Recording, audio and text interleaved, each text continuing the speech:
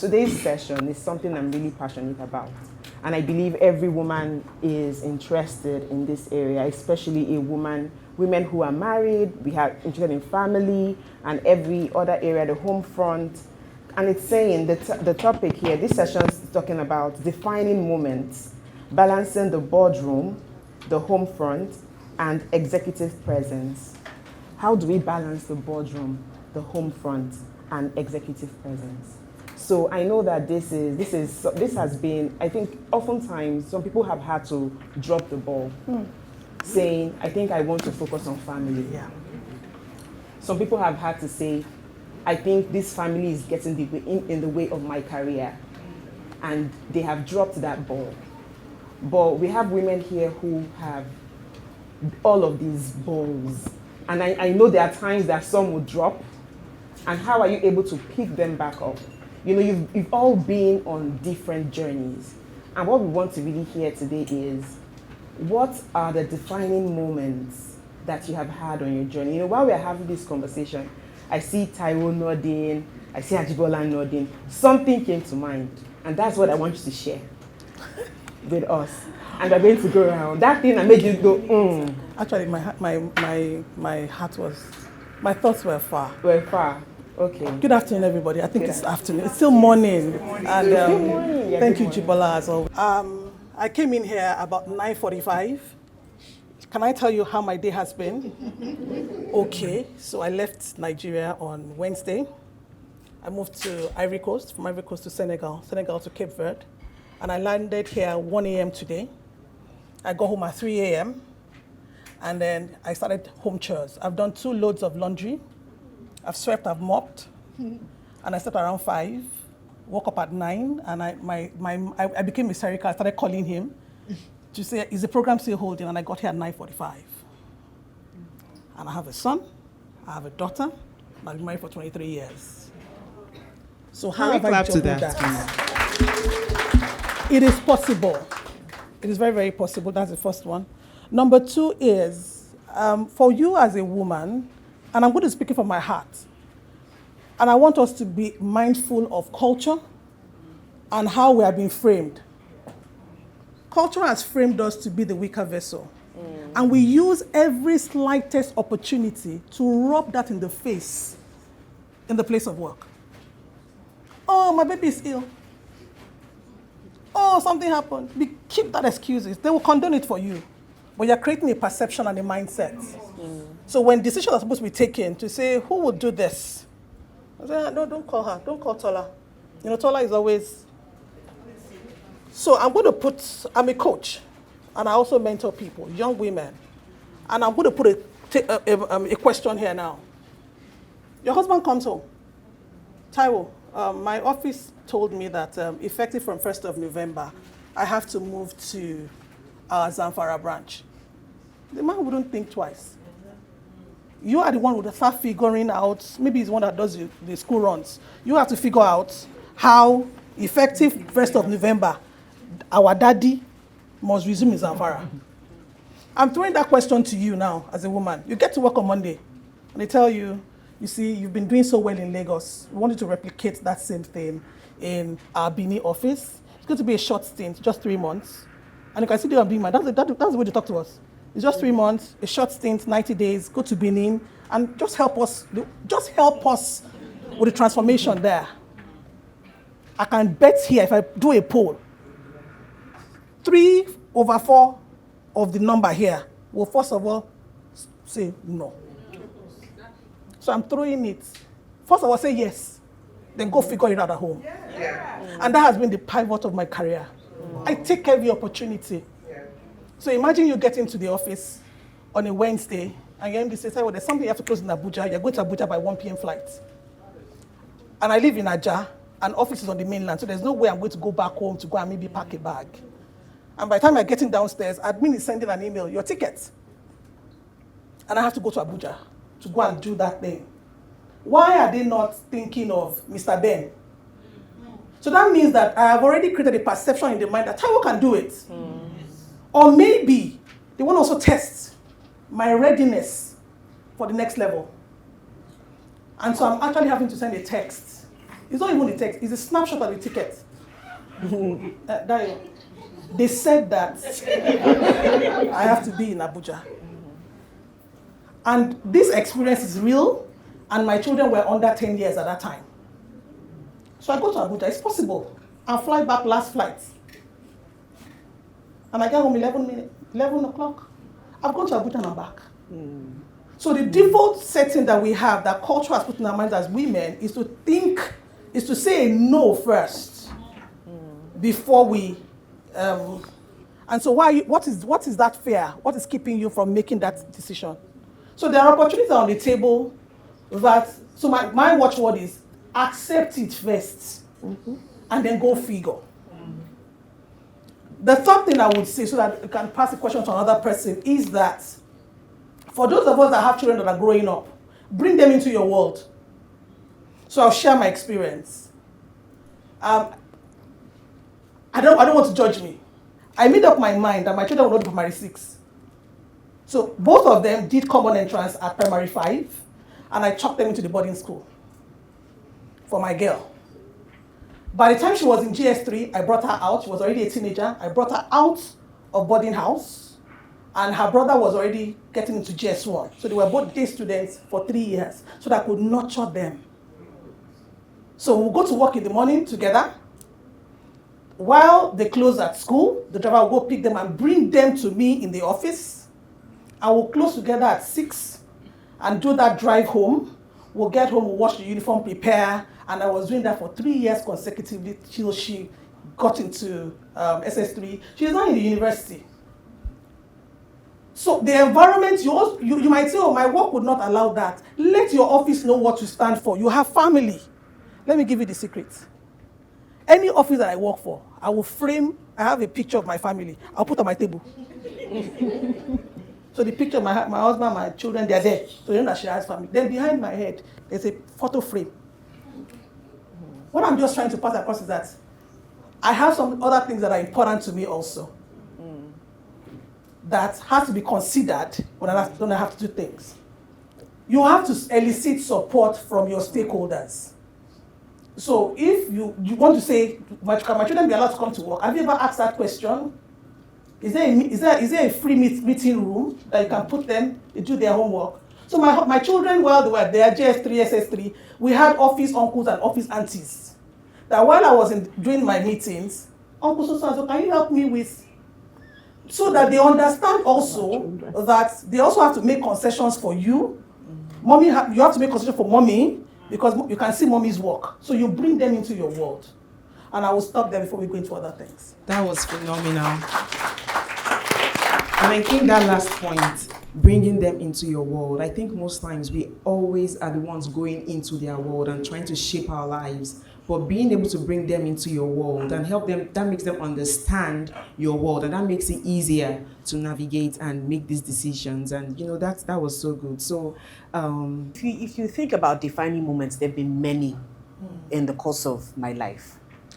And first of all, I always start these conversations, because I like to call them conversations, by saying that, you see, it's very easy to look at women that have gone far in their careers or their journeys as this nice, perfect, shiny object that you want to aspire to be, right? Or you see, behind that shiny, perfect-looking object is a woman who has had the very struggles and challenges and, name it, that a lot of us are dealing with in the room today. Yeah. So please, when we sit here and we share with you the little things that have worked for us because of our own peculiar circumstances and experiences. So it's not a recipe for success. Let me just put it that way. It's just sharing, this is my journey, and hopefully you can take one or two things from that journey that you can apply to your own lives. Yeah, so I always start by saying that because I believe that it is very important. Now, Taiwo said something very important about culture, because you really can't get away from the culture element of our journeys as women. Now, we are the homemakers, we are the home breakers. If the home does not work, it's on us. We are the, ones that bring the children into the world. We're the ones that nurture the children. We're responsible for their well-being and how they turn out in life. rightfully or wrongfully, it's the mom first. The child does well, oh, the dad did very well. The child doesn't do well, oh, the mother is, you know. So there's a lot of noise, let me put it that way, that we are raised with as women. And I think recipe for success is how to know how to drown out the noise so that we can advance on our journeys, because there's a lot of noise, right? So defining moments, I mean, everybody's work is different, like I said, and there have been quite a few in terms of juggling the many roles it is that we play. Now, I think first of all, as a person, not even as a woman or a man, as a person, you need to be very clear about what is important to you and how important it is to you. Exactly. Right? So are you a businesswoman because, okay, it's something to do? Are you a career woman because, okay, I have bills to pay? Or have you decided that, okay, this is my life's path? I want to be a HR practitioner. I want to be a lawyer. I want to be a business, whatever it is. You need to define it for yourself first and be very intentional about pursuing it. Otherwise, any wind will blow you in any direction. Yeah. That is very important. So in other words, if you're doing corporate, do corporate to the end. Completely. If you're a businesswoman, put in your 110% into being a businesswoman. Otherwise, any small thing, baby is sick, baby is limping, will just throw you off the bandwagon. And I say that because, you see, when you know what your North Star is, then it's easy for everything else to fall in place around it. Right? So in other words, this whole work thing or career thing is important to me. So therefore, I would have to bring the other parts of your life into that world. Right? So in other words, for those of us that may not be married, you meet a guy who says his ideal woman is someone who is a housewife or a homemaker. There's nothing wrong with that. My mom was a homemaker. But if you have always set your sights on pursuing a career, you already know that your journeys are not aligned. Yes. And there's nothing wrong with that. Right? There's absolutely nothing wrong with that. And vice versa as well. And then it's also important to recognize that even when you've defined your path, what you give more weight and attention to may change depending on where you are in your life's journey. Now, I've never believed in the concept of work-life balance. It does not balance. Never balances. It does not balance. It's harmony. You know, if you ask my child what he would have wished or she would have wished growing up, oh, mommy, I wish you were there 24/7. Yeah. That for them is perfect. It wouldn't have been perfect for you, right? What I'm more comfortable with is work-life integration. Yeah. How do you integrate the many parts of your life? As a wife, as a mom, as a business, but whatever it is you do, Exactly. right, that engages your time. How do I make that blend?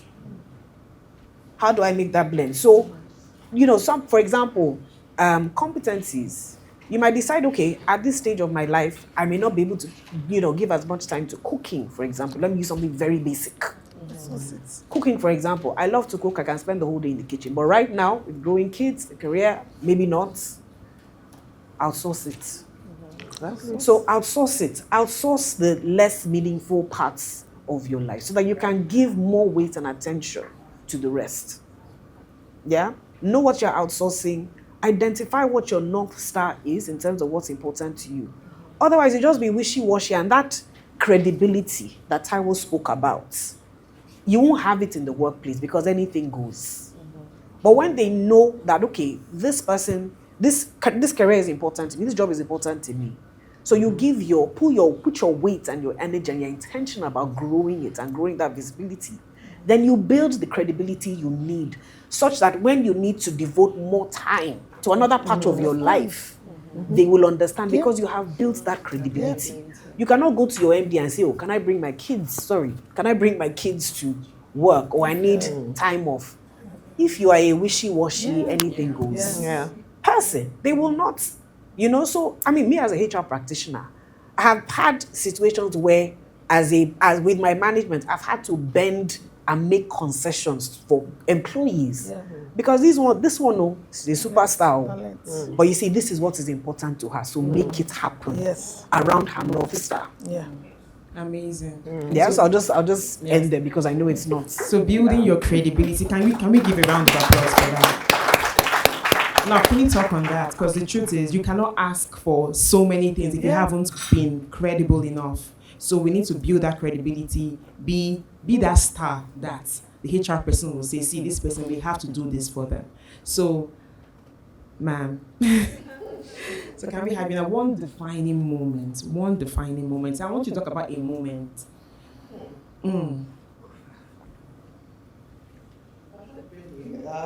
Let me see. Okay, so for me, I think what came to mind was speak from a single. I'm still single, don't have a child, and I'm 53. So for those of you that are here that are not married, and she said something that was very key and vital. I've gone through how many heartbreaks, right? But there was one, in fact, I think twice. There was a particular one that bought wedding gown, done everything and all, and the guy just, and a executive management meeting that, quote unquote, they thought this girl would be on honeymoon. Okay, because of what she's gone through, of course, they didn't expect to see me. I was the first they saw in the room. So, and somehow I think because of the way I quickly recovered, because the wedding was supposed to have been like 2 weeks ago, the executive meeting was Thursday and it was happening in Benin. I got to Benin on Tuesday. I went to see my mom's people, and everybody was just thinking, no, wait, just be following her, maybe she'll soon break down. Me. No, I have, both of them have said it. First, understand your purpose. What do you exist for? Exactly. What are your priorities? Yeah, you don't have to be everywhere. Yeah. Me, I don't find it difficult to say no. And I owe nobody any apology for not appearing anywhere.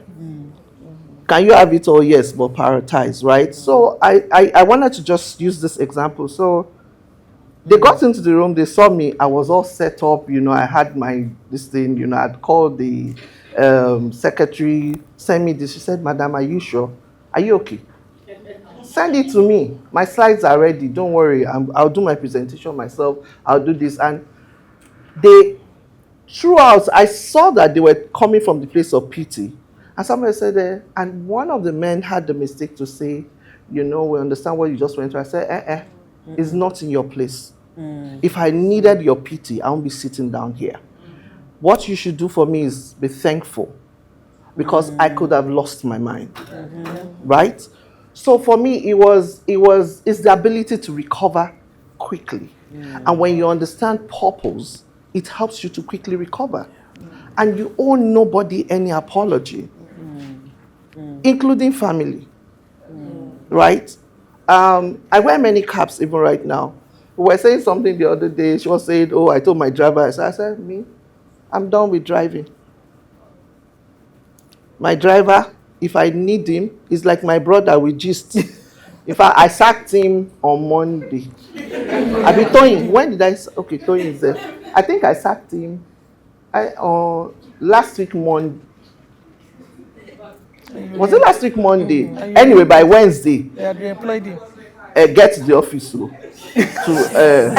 pick me up. Make sure you pick me up. We have a meeting tomorrow to go to. Why? I run 2 consulting firms, and I sit on the board of a few companies, right? One is highly demanding. It's for the oil and gas industry, and it's a startup. And we are supplying resources to a big project. So even right now, I was just telling her, my case is like her case. I got home at 1:30 a.m. And I was like, oh my God. And then I said I wanted to do a Hallelujah challenge. They are finished. Oh my God. I said, Father, let's do our own. You understand? What is important to you? The point is, as you climb the ladder, when they say it's always lonely up there, even you won't know when you become lonely. because you begin to realize you are leaving a lot. You see, when you see, how many, I like to watch rockets. I'm like a man, I think like a man. So when the rocket is taking off, when it gets to an altitude, it detaches. Yeah. And that's what happened. Because if it doesn't detach, you won't be able to float. You won't be able to pivot very well. And it's very important now. I wish we had this opportunity. Honestly. Many years ago. Yeah. We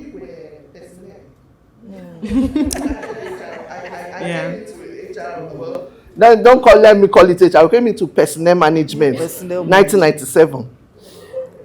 So it was personnel for us.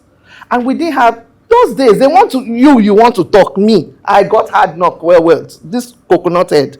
They would push you down and all. But you see, purpose kept me going in all the phases. I don't have biological children, but I have many children, even in my company. I had called one recently. I said, you and I have not gisted in a long time. Please call me, let's gist. And this boy will stay up and be working with me 1 a.m. We are gisting. And he has to be at work that same day in the morning. So what is important to you? Those are defining moments. And that's what, when you don't give your counterpart, that's a male counterpart, the opportunity to even second guess you, right? They will always give you a seat on the table.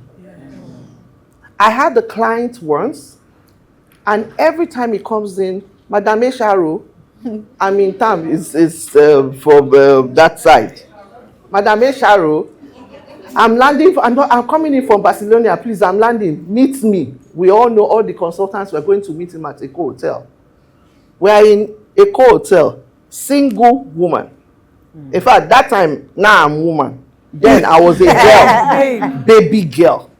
So you can imagine, anybody sees me entering a hotel at that time, slim with my long nose, I had a nose ring and all. I couldn't, they would say, But we got there. I'm only the woman, the only female amongst the male. It may be my turn at 3 a.m. My mind is still very sharp and alert. Yeah. All the other men, they've all slept. And the man will say, I love you, come and work for me. I said, oh God, I can't. Because I have this going on. I have this going on. I've had opportunity to turn down. Now, taking it back to purpose, because purpose is where it starts from. Once you get that thing called purpose, the why I do this thing. The why. The why. Come rain, come shine. Yes. Whether it's putting money on my table or not. Yes. Whether they give me the hard knock or not. That's where your gravitas is. It just slips you there. And every other thing connects. Yes. That's right. So many stories to tell that we all have, but let me just... while you were speaking, a round of applause for her. You all have answered almost all the questions already, and that's why I'm just looking like you've all answered almost everything, like you have the questions with you. While you were saying something, you talked about the rocket, right? Yeah. And the question I want us to ask ourselves is, what do I need to detach in order for me to fly, to enable me float? Because the truth is, I feel like so many of us are still holding on to that part, and we are saying, I don't want to detach this part. I really want to hold on to it. Sometimes we care about this part so much. And, Taiwo said something, you can have it all. But someone else also said something about, you can have it, it's about work-life integration. So having it all, sometimes you might have to, one ball might have to drop in order for another to thrive. And it's also about the things you've been doing, how well you've been showing up. That will determine how, they might not really say, if you've been showing up as a great mother at home, let's even use the home front, for example, because it's like, that's one ball nobody ever wants to drop, right? And if you've been showing up as a good mother at home, at some point you need to give 100% at some point at work.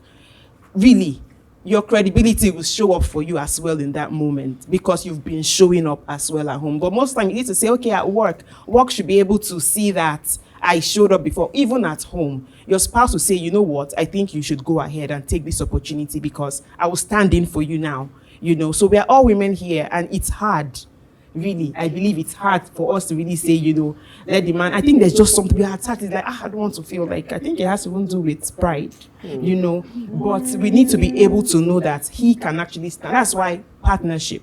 And most times we don't allow Because most time we say the men are the issue, but we don't allow. So one question I want to ask now is, what practical strategy has helped you stay relevant at home while remaining strategically dependable at work? And I'll ask you, Taiwo. Thank you very much. One. Yes, one. Before I answer her question, she mentioned something that a few of us are still struggling. I want to throw it on a ball. Most of us are trying to be like the Joneses. They have traveled. They don't travel. The Joneses have traveled. The Joneses have traveled. They've traveled out. Oh, because what would this person say? What would this person say? Oh, what would they say at work? What would they say in my church? What would they say? What would they say? You have to, like everybody has said, first of all, define your purpose and define what works for you. Now, what's the common strategy that has worked for me? Now, the home front and the workplace, they're similar in style because they are managing something. But I would say that the strategy has been emotional intelligence. And if you look at the pillars of emotional intelligence, empathy is there. You have to genuinely have empathy for your work and also for your home. Another one is actually communication. A lot of us don't know how to communicate well. We communicate from a point of fear. I have to be at work. You cannot tell me not to go to work. He will tell you not to go. Your communication must come from moral suasion, bringing that person into your world, selling yourself and the value that will come out of that action that you want to take. So I tried to tell my husband, if you allow me, let me to buy info. There's visibility for us. If you allow me, there's more money in the kitty for us to spend. Yeah. If you allow me, I'll climb the career ladder. Can I tell you the icing on the cake? For God's sake, I bear your name. Yes, I'll make you proud. So tell him if I go home now and I say, Monday I have to be in Ghana. Be going. Be going. Am I making sense? So that's one strategy, emotional intelligence. Empathy, clarity of your purpose, communication from a point of moral suasion, and that is it. That's amazing. So we need to sell at home. Sell yourself to at your home. husband. Sell at home. Sell your dreams to him. Yeah. Because most times I think we assume that he should understand that it is, but we need to be able to sell your dream. Maybe before you leave, you should ask her for some skills to go and sell that dream to him. So if you've been getting a no, you might just get a yes this time. All right. So you said something about it being the same, similar, the home environment and the work environment. Now, can you share one instance, Ajibola? Deji. Can you share one instance where there's something you learned at home or something that helped you at home actually helped you at work? It's cross-pollination. In terms of, we said that the skills you need for both fronts are very similar, right? Talked about influencing for impact. It's not your veto power. It's how you're able to influence and convince and persuade. Yes. Not saying it works all the time, but start from there, right? Being clinical about time management.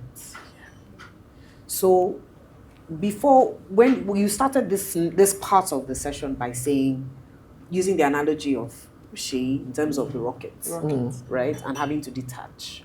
And us not wanting to detach. I don't think it comes from pride necessarily.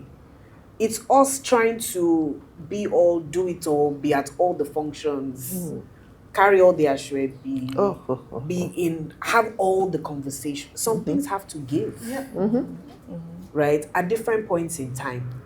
So it could be, hey, your kids are growing up, right? Then you have less time for social engagements. Exactly. The kids leave the nest, then every baby dedication event, you're there because you have the time, you have the energy, right? The house is empty, so why not? Or that bonding time you wanted to spend with your partner all this while, now you have more than enough time. Or even that program you wanted to pursue, now you have. So you need to know what is important right now. I'm saying the same thing I'm saying again. What's important right now? And what are the things I would have to deprioritize to make it happen? But some things have to give. You have 24 hours in a day, so you need to make it count. So I think for me, in terms of, to your question, practical, it's being clinical about how I manage my time, right? Almost ruthless about how I manage my time, because you have to be, right? So influencing time management, very important. I'll just keep it short. Okay. Yeah. Taiwo, I think it's Yes. okay. So treat each thing, each initiative or every step of your life like a project. So you need to have project management skills. It's very important. And so you would, for example, let's say you want to go into the performance appraisal session in your organization. You know it's actually a taxing assignment. That's the project. Now walk back. What are the things I have to put in place in the home front with myself, my health, my stakeholders to ensure that that project becomes effective? And you draw up a plan. Typically, we were all talking there, we're all going for CIPM conference. I've packed my box today. And I knew that throughout the whole week, I have to be cooking, putting things in the freezer, ensuring my son is fine, so that on Sunday, I can leave the house peacefully, get into a flight, and go for 1 week to Abuja.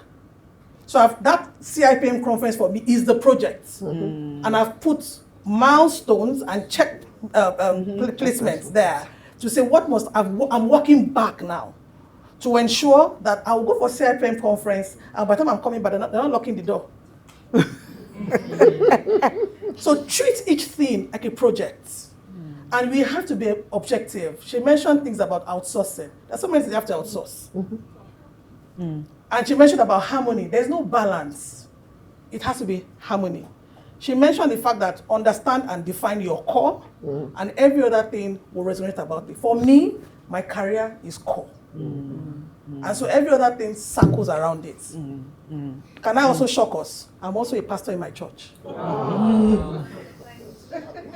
So we all have a lot going on, but at the same time, we're also able to keep a balance, harmony. And then we also mentioned the fact that there are just some things that you have to just let go of. And she said it's not about pride. People may label you, they may call it a lot of things, but you have to just do away with them to focus on the core. And then at the end of the day, people don't want to look at the process. It's the results. What you're seeing here is the results. But you're also lucky that we're also sharing the process with you. Thank you. That's amazing. Like I said, you all have already answered all the questions I have. So I want you to leave one thing you would want, one thing you have on your heart. And really, I really want this part to be something from your heart. One thing you have. It's women in HR leadership, right? Yes. See, all this aesthetics at some point doesn't count again. Nobody's looking at you. At a point, they're not looking at your shoe or your makeup or whatever. It's the value you're putting on the table. I'm not saying don't show up well, but don't put that ahead of what is here. Substance. So you have to find a way to balance it. In HR, in leadership for us as women, the way that we are being viewed is about what we are bringing to the table. So show up, but don't put that ahead and say, oh, because I look like this, they will give me. Then also let's deal with the mindset or the myth that because we are now preaching inclusivity, that so in our office they want to do a gender balance, and so they will favor me. They will not favor you. They will not do. They will not favor you because if you're not competent, what will even make you to be considered in that gender equality thing they're trying to achieve is your competence. Thank you. Okay, so DG. Yes. So one thing from your heart that you would want everyone to leave here with. So, so getting older, I've had to, from time to time, look at where I'm going to. Let me just put it that way. And what are the life skills that I would need to have or continue to have? Now, there's something that keeps coming to my mind. Nobody's coming to save you. Nobody is coming to save you. Not your husband, not your family, not your MD to pave the way and all that. So if I could summarize, everything would be, it's you, it's on you, right? So there's no tokenism because I'm a woman, they will make this or that concession. So in other words, what are those things that are core to me that I need to make sure I do? From a legacy standpoint, what is my legacy? by the time I'm done with career and everything else, by the time I'm done with raising the kids, what is my legacy as a person? And therefore, what I want my legacy to be, and therefore, based on that, working backwards, what are the things I need to put in place now, right? So building that credibility at work, developing those skills I will need for the future, making sure that I'm doing my best to instill the right values and things in my children. There's no perfect parents, by the way. Yeah. A lot of us have interesting stories growing up. There's no perfect parent, but there are many of us who have parents as, these are the values, these are the things my parents instilled in me. But they were not perfect people. You know, growing up, there's a point in life as a child where your parents are your heroes, right? And then one day at some point you suddenly see them for the people that they are. Yeah. Right? You suddenly see them for this woman talks a lot, child. You know, but she's your mom and you love her to bits. But you love her to bits, she's your mother. Yeah. Right? But what you remember when you think about your parents is, I learned this from this woman. I learned that from my dad. Because of how my dad was with me, I know how a man can never treat me. Yep. Because of how my father treated me. I watched how my dad treated my mom. You know what I mean? So those are that is your legacy as a parent. Not how perfect your children look all the time. So in other words, what I'm saying is, let us focus on the big rocks. And the little rocks will fall into place naturally. I'll just leave it there. Thank you so much. Round of applause. You said something, no one is coming to save you. No. And the truth is, you are your rescue. Nobody else. You are your. Immediately you said that was what just came to me. I am my rescue. Can everybody just say, I am my rescue? I am my rescue. So if you've heard all that they've been saying again and again, what is your value? He didn't say what's your organization's value. What is your value? What are you competent at? You know, what are you putting forward in the workplace? What are you putting forward at home? What value do you want to create in your children? What will your children remember about? It's been you. So we need to sit down and actually define who we are, and then we can then show up as who we are and what we carry. So, Okay, for me, paying attention to your social capital is very important. And that's what they've been saying here. She mentioned something, and I think she said, and then she now validated it to say, as a woman, to balance up things, there are some things you may need to outsource. And then again, you know, this thing of, like we said, prioritize. You don't have to be in every party. You don't have to attend every wedding. You don't have to attend every birthday, every burial, and all. But you can also attend with your money. Yes. You can attend with your gifts. The Bible says a man's gift makes room for him. Oh, sorry, I might not be able to come. Please, can you send me your account number? Yeah. 100,000, 50, 30, whatever you have. Please, sorry, please don't say it is small. I know that right now, that goes along, they never forget. Because you need people. Yeah. So right now, across Africa, we're talking about regenerative legacy. So you begin to talk about regenerative leadership. And now what does that mean? Is subsistency. Yeah. I like to watch documentaries. So there's this deer called the prolong. It is the fastest deer, and it goes for a very long. It takes water, stores it, and can go for stamina. It would stop when it sees other deers being, harassed and all. It will stop to help, and then keeps moving. Right? What does that mean? It doesn't sit down there and dwell and gossip. I like to gist a lot. Why? I like to navigate my gist. When I see that gist is entering one place, we women now, we do it. I will just quickly excuse, as long as it's not adding value. And in your place of social capital is a place of value exchange. Yes. What makes it a social, it's a social capital, but the worth.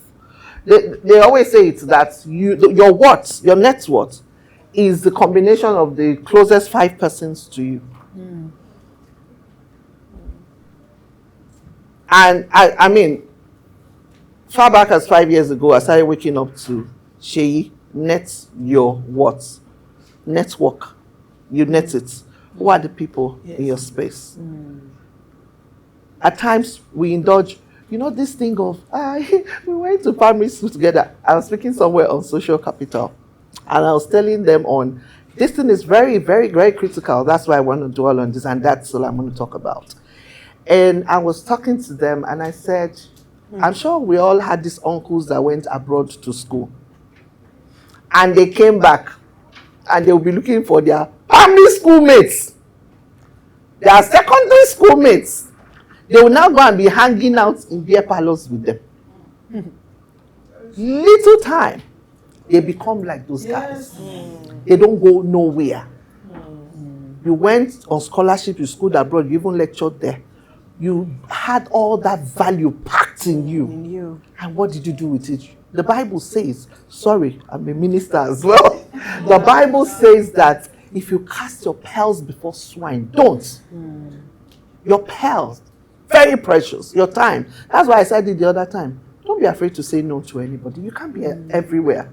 Let them stigmatize is it stigmatize? Or what's the word? Label you. Thank you. I went to night school. Let them label you all they can. You are the one that choose who spends time in those. There are 3 cycles. We call them the outer court, inner court, holy of holies. Who are those in your holy of holies? Make sure that people that they are ready to die for you. Pi was saying something. The last E was what? Expand the ladder. Expand the ladder. In that expand the ladder, it is not just about the people behind. How are you expanding horizontally and even people at your top? Because you are not, why people say these days, haven't you guys observed that people that are retiring and not retiring, they are refiring? Yes. How many of us know the queen? They call her the queen of retirement, Anne Yang. She's talking about retirements and all those stuff. She retired from ARM. She's everywhere. Now, I said to her, sis, I see UN, I see World Bank. She's attending all those things. At 64, 65, you see her in the gym. And then she's everywhere. You see people retiring because in the workplace, Rockefeller, he make it until when he was 68. You understand? And all these things also come from social capital. Yes. The people you surround yourself with and that you have built over time, invest in them. They don't have to see you all the time. There are times, myself and him, we've not spoken in years. I'll just chat him. It may take him 2 weeks to answer me. When he answers, I will not send him one emoji. He too will not say, sis, I just said I should. We are trying to save, deposit in that emotional bank account of people. And unfortunately, we find what we have these days with, I think they are mostly millennial and borderline Gen Zs here, that the younger generations we're seeing now are not paying attention. Mindfulness, that's what you call mindfulness. They're not paying attention to building their social capital. It's always now, what I can take, what I can, and no. So it's transactional. And it's very critical because after a while you just see that you've gone with speed. You look back, there's nobody behind you, and you get tired. So it's very important that you pay attention. Thank you so to building. much. Thank you so much. So if you have questions, please, you can start putting your thoughts down or getting your thoughts together as we round up with Taiwo Baton. There's something that I believe is very crucial, and I think it should be the cement in our conversation today, and it's us building trust. We want to climb the ladder. Are you trustworthy? And your trust capital goes even ahead of your authenticity. Can people trust you? Are you a constant? And it starts with the little things. Are you punctual at work? How quickly do you respond to your emails? So they talk about responsibilities. Actually, your responsibility. How quick? When they're asking you how careful are you even with your quality of your work? The quality of your work. Do you send emails or do you do reports and they have to query and query and query and query? You know what's happening? With each of those steps you are doing, you are creating a perception in the minds of leadership. And perception, they say, rules the world. And you may not have the opportunity to even be able to prove yourself. And so we lose opportunities. Are you trustworthy? Is your word your bond? how do you show up at work, whether people are there or they're not there. So trust, I believe, is also a very major capital that we have to develop over time. I ask myself every day, am I trustworthy? I never know I'll get a global role. My managers are not here in Nigeria, and I think I see them only twice a year. It starts with self-leadership. Are you able to lead yourself before you can even actually lead others? So trust, build trust. Let people, when they say, I'll see you at 9 o'clock, say, oh, 9 o'clock is always 12. And you're not there for 9 o'clock. If it's 9, be there for 9. If it's not there, ask the right questions or give the excuse. But trust is very important as you rise the career ladder. Thank you so much. Please, a round of applause for these amazing, amazing, amazing women. Trust, like, as you have all said again and again, it's about now building trust, everything has to do with us. And I really hope that we actually took note. I remember Pai saying something earlier. She said, pick one thing that you are going to implement, from her session. And I think we can actually pick 3 things, one from each person here that's seated before us, and plan, how can I actually implement this in my life? How can I build trust? The truth is, if you just pick that trust, it's going to help you work on different areas. Trust in how I show up at work, trust in different areas, and you will see different areas of your life actually improve. So I want us to give one last round of applause. And I want to believe that there are so many questions, but we'll only take 2 questions. So is there anyone in the room who has a question to ask? My question is, in all, I'm throwing it not specific to anybody, how do you manage your stress? Because I know that it's not just wake up, go, there are days that you would burn out. So what did you do? How did you just do Netflix and chill? Or something that's, because I'm trying to manage stress. So I want to get insight from you. How do you manage your stress? Can I? Yeah, please. Okay, so for somebody like me that is very high performance, we're saying something on the table the other time to say, and Pai was there, we're saying, at times you're just so tired, you're burnt out, you need to just learn to stop, know what works for you.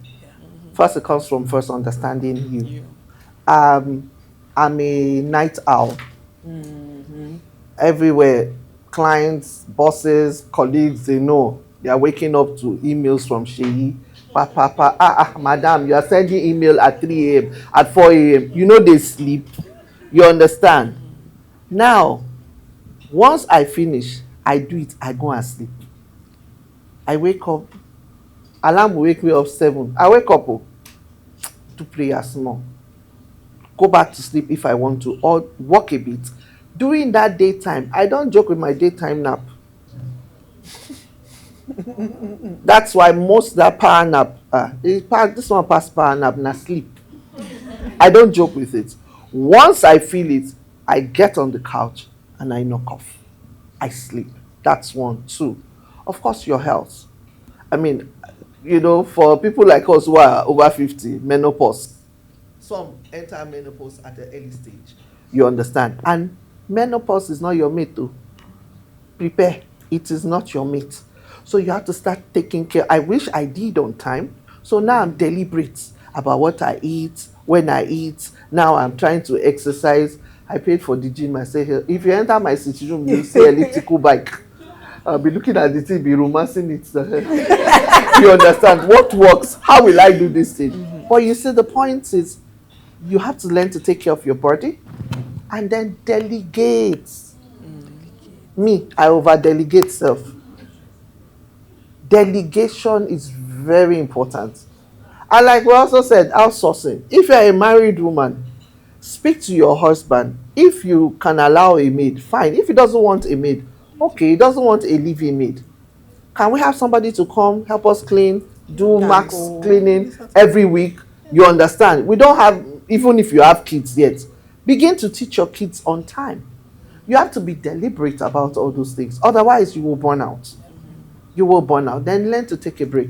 Now, this thing, because of the, just saying to Pi the other time and her, we said, what's really going on now? And I think I mentioned to it, I said, we're all just busy. There's this business. What's going on? The world is very paced right now. So what do you need to do?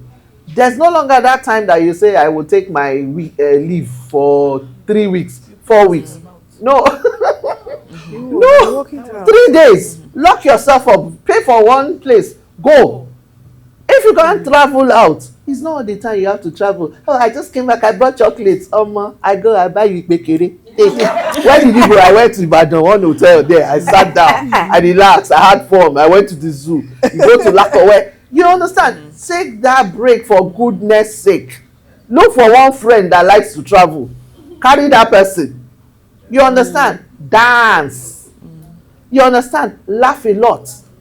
Not this. I want people to feel, it doesn't work anymore. Crack jokes. In the office, they know me. My colleague is here. I dance. I'll be playing with all of them. I know. Those are also part of me letting out the steam. So don't take life too seriously. I want to believe that we've gotten some things from Shay. I'm throwing another ball at all of us. What are you keeping your annual leave for? You're waiting for the children to vacate. Take short breaks. I took take short breaks. And I was just at home. Nowhere, just waking up, eating. It's my annual leave. So you can have short breaks and then learn to say no.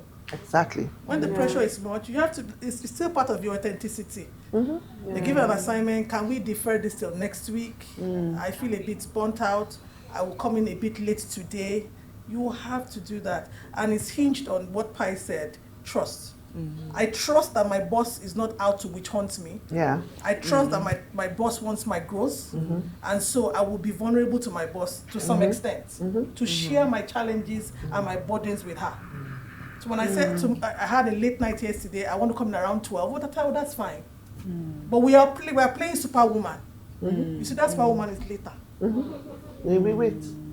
I think when a lot of us think about rest and relaxation, we typically think about big blocks of time. Yeah. Right? I'm on vacation for 2 weeks. For those of us that are corporates, how do you steal time in the day to rest? Yes.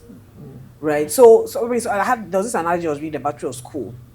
We all have our different clocks. Some people are owls. I'm an owl as well. It's terrible. Some people are early birds. How do I make so let's say, for example, I am a 7 p.m. person, a night person, right? But I have to be productive at 7 a.m. How do I make 7 p.m. DG become the PA of 7 a.m. DG? Right? Exactly. So in other words, what are those times where I am most productive and most alert? If you can, and I know we all don't have that flexibility, if you can, try and do those things at that time where you are productive and all that, right? So when you are, some of us, it's still afternoon before we perk up and we're actually awake. Our bodies are there, but we're not really there, right? So whatever can wait till when we are most productive in the day, let it wait. Something else about our day and age, screen time. That blue light from your TV, your phone is designed to keep you awake. Yeah. Blue light is designed, it is programmed. When they were manufacturing it, terrible people, it was designed to keep you awake. Because the more awake you are, the more screen time, the more they can charge the people that are on the screens for ads and what have you. So you need to be very disciplined about putting that phone down. Whether it's for a good reason or for it's not, or it's just for scrolling. Reduce the scrolling, reduce your screen time. Set a bedtime that makes sense and stick to it rigidly. Some of us come back late and all that. Yes, but as soon as you're back, please don't put that phone down. Because I find that screen time is not just a kid's issue. It's also an adult issue as well. Oh, yeah. It's also an adult issue. And something that I don't know if you guys have noticed as well. But because social media is 1 minute, 2 minutes, YouTube, they're now shorts. They're clips. You are shortening the attention span of your brain. Oh, yeah. So therefore now, anything longer than the duration of a shot, 2 minutes, 3 minutes, you've agitated. lost Mine has gone. your mind has gone. So over time, you are eroding your memory capacity and your attention span. So please, please, please, it's not just for the kids, even for us as adults. Please, cut down screen time, cut down distractions, things that do not really add value. Another basic example, because I notice we are mostly women here. You have a function coming up, right? Now, you want to spend your time looking for that out of this world design and going to your thing and drawing all the ruffles. For the love of God, sometimes a fitted blouse and a wrapper will work just fine. Easy peasy. So that one you don't even have to go and see the tailor. Baba Risika, come to my office and come and collect this thing. You have my measurements. Exactly. Bring it back on Thursday. Now, it sounds like a very basic thing, but these are things that work for me. It's not every function is one out of this world masterpiece you want to create. You have to snatch. Sometimes, make sure you have great accessories. Anything you wear those accessories with, it should work. And you just keep it moving. Right? So, let us be very clinical about what are those things that steal my time, those little rats that nibble at my time. You find that if you are able to cut out a lot of them, you are less stressed. Because part of your stress is not, we like to demonize our employers. It's the work, it's the plan. Is it really? For some of us, when we do have the free time, we're also eating out of it. What are those things eating out of my time? My husband only likes fresh food. If you buy the food and hide the plate, he won't know. Exactly. You understand? The stew has to be fresh. No problem, it's fresh. It's fresh from the caterer's From the kitchen. caterer's kitchen. No talk. It doesn't have to be fresh from my own kitchen. Remove the label on the bowl. Times that you defrost it, serve it, it's fresh. It's actually fresh. I'm not lying. It's just not fresh from my own kitchen. It's fresh from somebody else's. That's what I mean. So those are those little things that look. They are great. It's good to have fresh food. But I'm sorry. Right now, I can't deal with fresh food. I'm sorry. I can't even remember the last Some time. of us want to go to the market ourselves. Want to make sure we select the best tuber that doesn't have any, rot. There are so many companies now. I don't know about you guys. Their work is to go to mouth well for you. Sure. Some of them, yes, their service charge is plenty because they are greedy. Some of them is not so plenty. Find them. And sometimes when I complain about the service charge, I now ask myself, what is my hourly rate? Oh. How much are they charging? Does it and how much are they charging? So if I had gone Do you myself. understand? If I had gone myself, right? Because we also tend not to quantify our time in monetary terms. You need to start quantifying your time. Yeah. So I'd rather do this myself. I'd rather do that myself. But for someone else, if you calculate your hourly rates, you find that time you're spending on that thing that you don't have to necessarily do yourself is expensive. Right? So put more value on your time. Outsource those things that you can outsource. Yeah. For example, I have a sister-in-law that lives in California. She buys soups from Lagos. Lagos, yes, because something COVID did was there was a big boom in logistics. Yeah. I don't know if you guys noticed. Huge boom in logistics. So there's a particular kind of styrofoam cooler where you can put cooked food, you wrap it in a particular way. 3 days. It's in America, cooked or has soup. So what are those things I cannot, even if I know how to do it myself, we agree. I've had many years of proving I can cook. I don't need to keep proving it till I die. You know what I mean? I've cooked fried rice for you before. It was nice, Abi. I don't have to keep cooking it, for God's sake. Outsource it. Not even that there's a point. There's not that there's even a point to prove, really. But what are those things I can outsource? Right? Outsource them without shame. Don't let anybody shame you into thinking that as a good woman is someone that can do it all. We've been told that for so long. We are drained. These girls are not like our mothers. Our mothers were burnt out. Yeah. I don't want to make some of the decisions my mother made. So outsource what you can. Prioritize what you can. And be very disciplined about where myself, I'm the one that is eating out of my rest time. Something I do at work now, because my office is in Ogba. So it's a dead zone. There's no branching to any nice restaurants or anything. What I do now, I'm very clinical about walks around the office. Right? Take out that time. And something else that has happened in my organization is we've moved away from 3 times a week. We're now, October, we started coming to work 5 days a week. And it was a big struggle. Like, come on. I haven't worked 5 days a week since 2012. Right? But you know what, some of my colleagues that I've started copying. It's okay, you want to see my face 5 days a week, morning till evening. What are those things that I would normally have had to do outside the office I can do in the office? People are bringing their trainers to work. They exercise for 1 hour. That 1 hour lunch break that I never used to take because I was so excited about finish food, quickly, go on. No, I will take my full 1 hour break and just sit back and chill. So look for those little ways to distress in your work day. Don't always wait for that 2-week break. Yeah, I'll just leave it there. Right. Thank you so much. I'm sure. Masterclass. Another question. Okay, add something. I want to break the table, but I won't break it. No, okay. Okay, please, pick your phone. The microphone. Pick your phone. And then we are, Okay. and then we are done for a today. question, it's just a comment. Okay, comment. And it is that women, we need to understand, and we need to get it right into our system, internalize it, operationalize it, understand it that rest is not laziness. Yeah. It's not. Yeah. And It's there not. is a lot of laziness, people yes. feel- even when Yes. we think you are resting, well, you mind it. Yeah. True. Very It's true. not laziness. Hello, Hi. kill guilt. Yes. Kill guilt. And one thing I also do is, a lot of times we plan our holidays and we say, okay, so we plan around the children when they're having their holiday. That's And not so holiday, We that's go what. on holidays together. But see, it's not Or a holiday that for you. We go, I will go with my husband together. I don't. I go on my own first, or he goes first. Go your own. I will not follow you. Take time to reflect. Take time to think about what you need to do better when you are coming back. Don't follow me. I'm not your mother. You are not my child. Do not I like follow that. me. No, but So it's you my will child. go on your own holiday. When you come back, I will go on mine. If there is time, we will not go together. Our own. So all this time, all this life, we tell ourselves that we must be all the time. If you die, someone else take your place.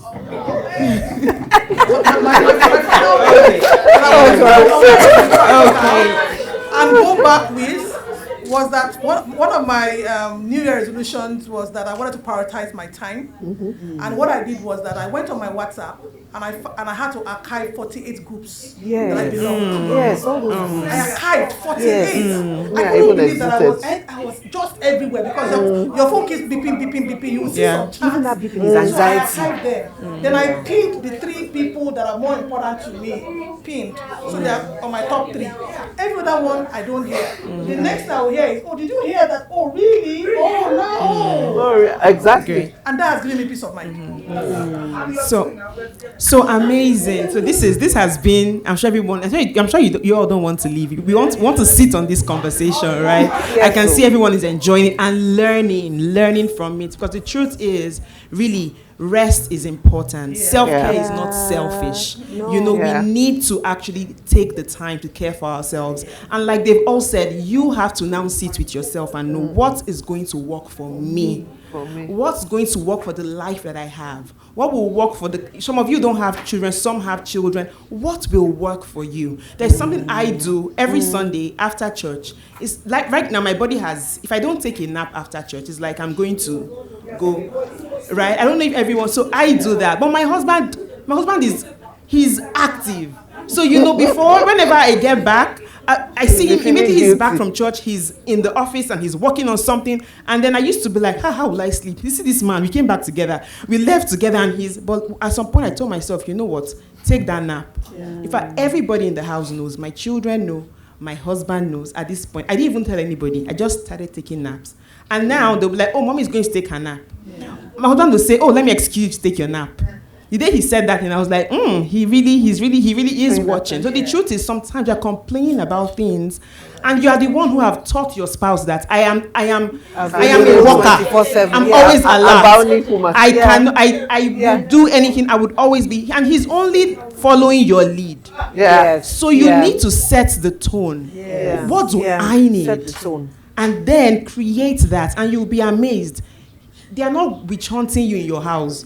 Your children are not witch hunting you. They love you, and you'll be amazed that those little children will actually say, "Oh, mommy wants to take a nap. Mommy's nap time," and they will excuse you, and they will keep themselves busy. Sorry, Oluchi, can I say something Okay. to that? Right. Something I started doing recently, and this is just another baby example that might go a long way. So I have one child left at home, the rest are gone. Right? When I come back from work, my girls know that if I don't tell you to tell him I'm back, you dare not tell him I'm back. So I just tiptoe to my room. If I need to take a power nap, I take a power nap, 30 minutes, whatever. Then I now come out and announce my presence. I am back. So in other words, look for creative ways to just give yourself a break. And give yourself grace. Give yourself grace. You know, as she has said, rest is not laziness. I can't give you what I don't have. If I'm burnt out, I can't give you what I don't have. So whatever creative things you need to do, please go ahead and do it. So don't wait for that vacation. Create the life that you want. It's in your hands. Nobody is coming to your rescue. You are your rescue. So I know that we have all learned a lot. So as we all take our seats, I want you to give us a round of applause. It's fine. There's another. I probably have failed and probably have wasted my money. So How many questions? She has written them down. I don't take them. Okay. So you understand your purpose. Like I understand my purpose. Maybe because I've worked for like maybe 9 years or 10 years, I don't know, I can't remember. But I understand my purpose.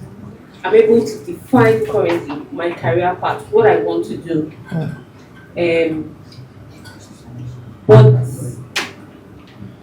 at the moment, I'm working in an environment that I believe I'm fulfilling purpose.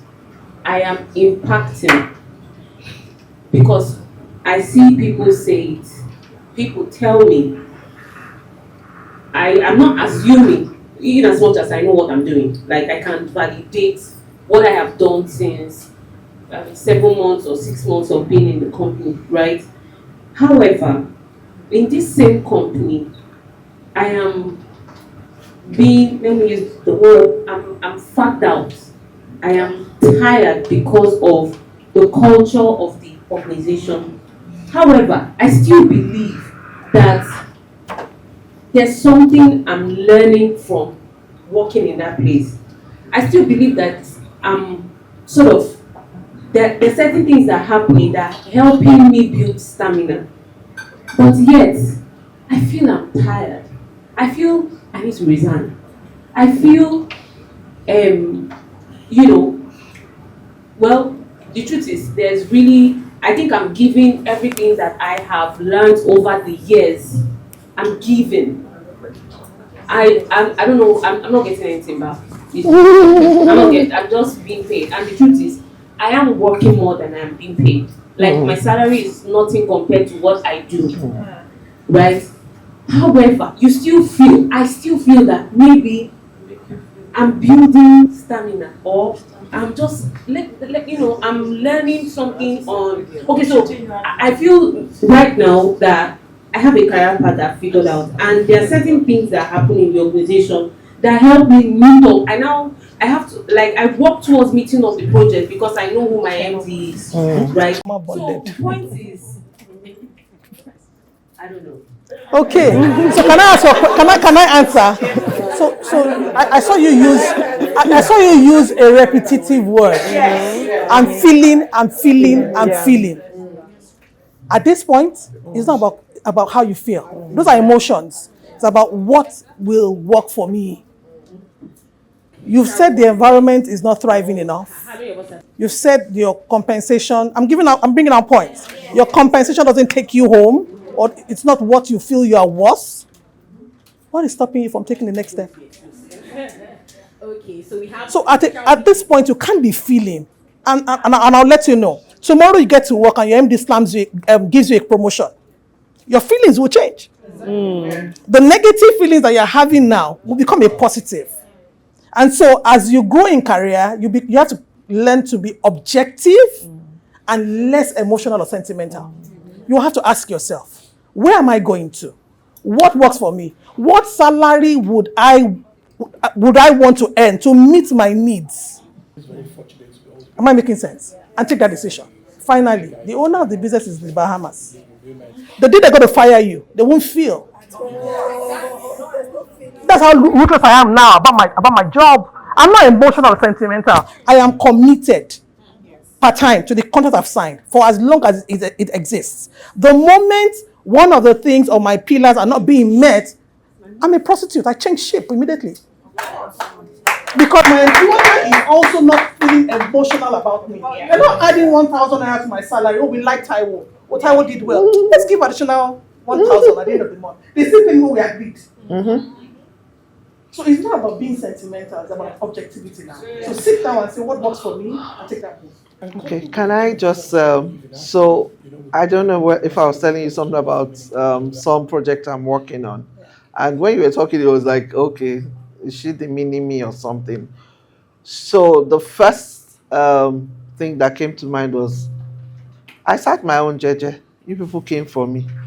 I come, you are putting clog in the way. The next thing is to what? Carry my bag and go. But I thought to myself, I said, I already anticipated some of these things. I know I have. So it also comes from your place of emotional intelligence, just one of the blocks, self-awareness. Right? They are enjoying the impact. They are telling you. But there's a part of you, the Juari window, that is also allowing what they're doing to get to you. So you said something which I liked. You said, I know there's something there, which means I can give more value and I know I can get more value. So fine, you haven't really come into the culture. They say, if you can't beat them, you change them. I always say, if you can't beat them, you join them. I say, join them to change them. How do you join them to change them? I think one of the things you want to start doing now is to do your mapping. People are the culture. You can't separate people and culture away. Do the mapping. Identify key power blocks. That's stakeholder mapping, right? Go to them. Don't put emotion of I feel. Oh, I observed X, Y, Z. Now I have a few observations, and I just thought, to help you. Now go from the place of empathy. Make them think you're thinking from their side. I observed this, and I could actually kind of understand. But I was just wondering, what do you think? Oh, Mr. Labaja, why do you do this? Don't complain. In fact, there's a favorite saying we say in this other organization. Don't complain, engage. You've got to move from that place of complaining and feeling this and feeling that. Begin to engage. Engage them. Because there are times, really, they don't know they're doing these things. They only need somebody to help them, to jolt them. Don't forget, human resource, we are people managers. And people are the emotions and the, like I say, culture of the organization. So one thing that has worked for me over time is, I always say to myself, if you don't try to surmount this mountain, at least, maybe not totally, but to a certain degree, how are you sure the next place you're going to, the next door you're walking into will be worse? One thing we must also recognize, for every organization, if I list all the organizations I've worked in my life, I have on the side what I learned from each organization. Yes. Yep. And how I've been able to, when I see and I spot that thing, how I know how to now deal with it on the next place. We talk about mindfulness, right? What you're not mindful about. Because that's where I see you. Okay, this is not, I'm not jabbing you, please, sweetheart. I'm going to say something. So I think when it comes to the Jung personality, you are more of the intuitive person. So you are a feel person. When you're going to ask your question, you first parabolate it. Take it off. Go straight to the point. That parabolation you made, you can go to the organizers and give them that feedback. You know why I'm saying it? On the table at the top, when you are parabolating, you just hear the chairman say, sit down. The next thing, meanwhile, what you want to say is very critical to them. You left the real deal. You were busy fixing. So some things like that, maybe, and you see, the reason why, let me now be on their side. Sorry, I'm a trained psychologist, psychometrician, right? Let me be on their side. I think you're the type that would, when they give you something, you're a go-getter. Yeah, you're delivering. At times, the other side of you, your attitude, you may not know, and that's what makes you feel I'm hitting some stumbling block. You have to learn to pay attention to the people. There's politics everywhere. And most times, we feel that negativity most when we have not joined the politics. This new place I joined, something happened. They didn't know I did a litmus test for them. I said, we want to have a fitness this thing. Let's go. And I just realized, I said, this place is a recessive, very suppressive system. I don't want to say it out. God forbid. Don't let me say it. So somehow, one of the values say that we are collaborative, we are that, and innovation. You can express yourself and all. If you want to talk, no, don't say that. No, you can't say that. Me. I'll say it too. The most they will say, come and go. You understand? But again, I now realize, you don't have to. Try to understand those people that are controlling this. And begin to help them think through them, engage together to solve the problem. You get what I mean? Yes. I hope it helps. No. I think we spent enough time. We spent enough time. Yeah. Spent enough time. So you can always just meet someone Yeah. questions. That's why we are here, right? So any other question we have, we can have that. We can just meet them before they run out. Just be intentional at the end of this. So thank you all so much. And bring your money along. Oh God. No, but she was after. Yeah. Okay. Good afternoon, everyone. So just a contribution. Okay, 2 more questions. So what I wanted to say is while Tilly is talking, it's not like she's mirroring. Like I was about asking her, sorry ma'am, do you send a spy person to follow me home? Because we really talk more about what I really do in the house. So whenever I'm about getting a new job, what I do more is I call my husband to tell him we're about to enter another what's it called, internship. So I hope so let me take my break. So I asked him, I hope you're ready, and he tells me just go for it. So I always take that go for it all the time. So while at work and they're about to tell me another subsidiary is coming, I don't say yes. So because I know that go for it is already at home. Right. Another thing that I also do that I know that we might not really look into it like that is talking to our kids. They do understand a lot. Right. So whenever I'm about taking a job, I tell them, Mom is about taking another job. And it's going to take a lot of time. And they're traveling a lot, but they're going to see me. And they understand. So there are times that I come in late and they say, Mom, did you get a new job? That's me. It's just that this one is a bit demanding now. And they understand, right? I don't know their class teachers. Sorry, I'm not the bad mom. I'm not the bad classes. So, but they know that I'm always present in some other ways and I get it done. I'm the fun person in my house. My husband will actually go out. But when the mom is home, or when engagement starts, I'll be kicking up that way. So please, let's speak to our kids. They understand us a lot. Yes, they will ask questions, and they will think, oh, you're not being there and all that. But when anybody asks them something outside about your mom, my daughter will tell me, Mom, I want to be an HR person, and when I grow up, be the CEO. I don't, thank God, at least you're mapping it out. Yes. So that's all I'm sharing. Thank you. Thank you so much for the insightful session. I'm married with a son. HR is obviously the call for me, but then I run a jewelry business at the side as well, right? That obviously means that I don't have as much time to spend with my family. And one thing I got from here is bringing them into your world. But mom guilt is a thing.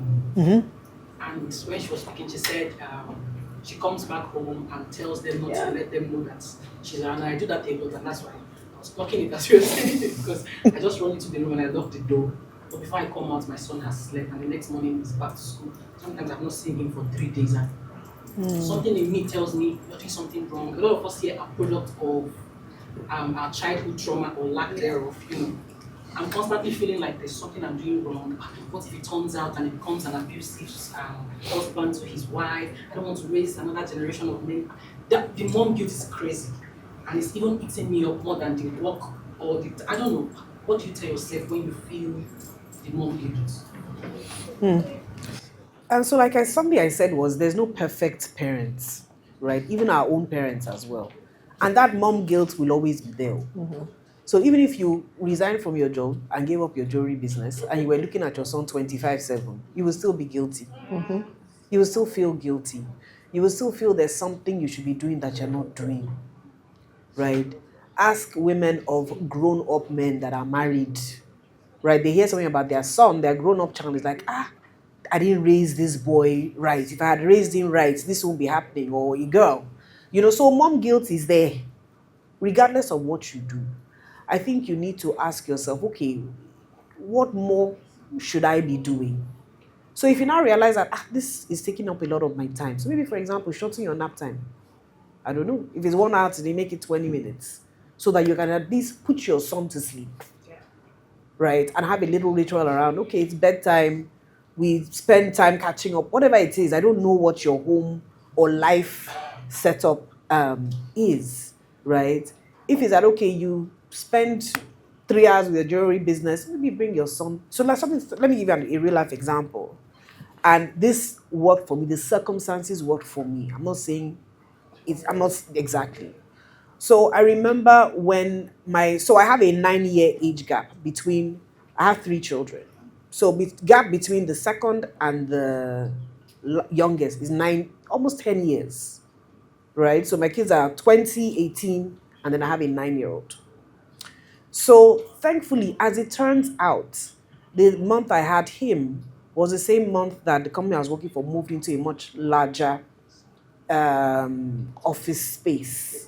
And it was a multinational, so they were big on, there was a little play area for kids. And then the office manager, thankfully, loved kids. So she had some extra funding from the move and really did up the place.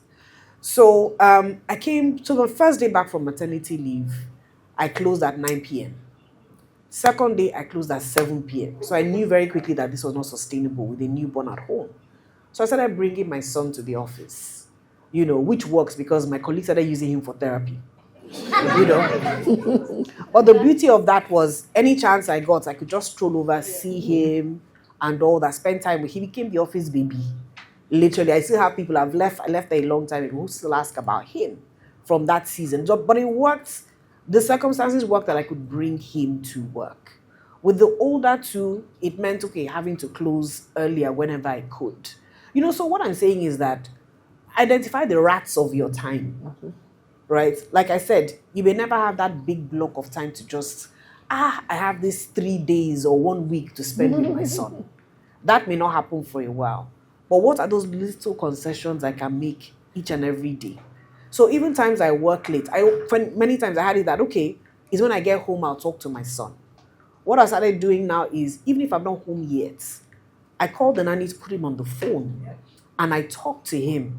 Hey, how are you? How was school? Blah, blah, blah, blah, blah. Don't worry, I'll be home soon. Have you done? So he feels like, okay, he's in touch with mommy, even though she's not home yet. Right? So that may help you. Where there's somebody at home you can call. So at least there's that connection with your child even though you're not physically there yet. Right? Video call. So, like I said, I have cross-generational children.